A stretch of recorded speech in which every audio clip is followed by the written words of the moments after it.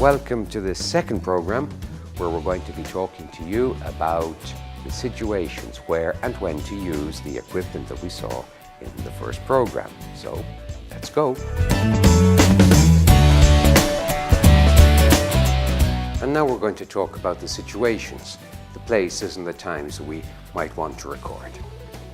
And a note to remember is that our job is not only to document what happens, but also who's there. And remember too that more is better. So let's begin now talking about conferences, and the audio in a conference is possibly the most important part. So make sure your microphone is well placed. You can put it on the speaker himself, as we'll see in a moment, or another idea is to put it on the table mic like this. And we're going to put our microphone not here, but here. So to avoid any metal on metal contact, we're going to put a little tape on the main microphone where our microphone is going to be in contact. Then we take another piece of tape quite easily and wrap it around.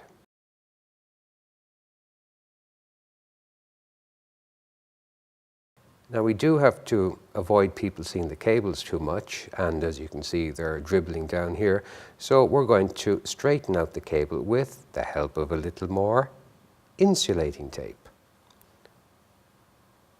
Now people can still see our microphone, so we're going to just hide it as much as we can, and we're just going to turn it around like this, and hey presto, we have audio and nobody can see our mic. Now if we want to dress a person with a microphone, here we have the transmitter and here we have the microphone. And the nice thing about these microphones and their cables is that the plug has twirly on screw, which means that the plug won't leave the socket.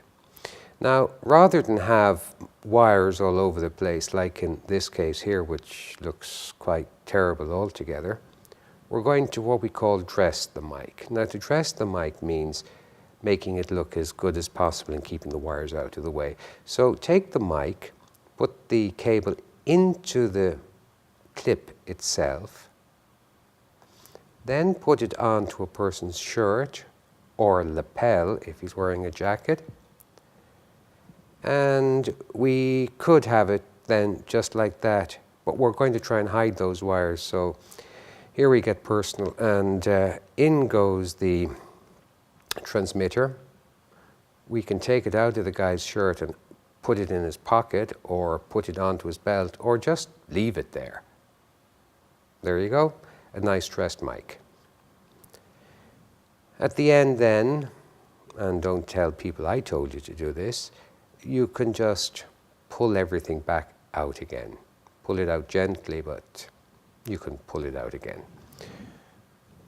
Now that's the audio. Let's talk about the camera. If you only have one camera, it's good to record the audience at the beginning like we do here. This is kind of dead time and nobody really minds you being up on stage. But as soon as you've taken these shots, get back down to where your tripod is and set up.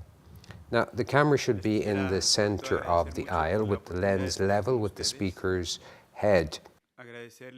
Now this here is what we call a master shot or a long shot, always good at the beginning, but after about 30 seconds or so, just go in for head and elbows shot, which is basically a medium shot. To get focus and use manual focus whenever possible, just zoom in on your subject, find something like a hairline or a collar, focus on that, go back and forth, focus on that, pull out, and there's your shot. Remember, head and elbows is our standard shot. In our next segment, we'll be talking about how to shoot the liturgy, which can sometimes be great fun. Until then, bye.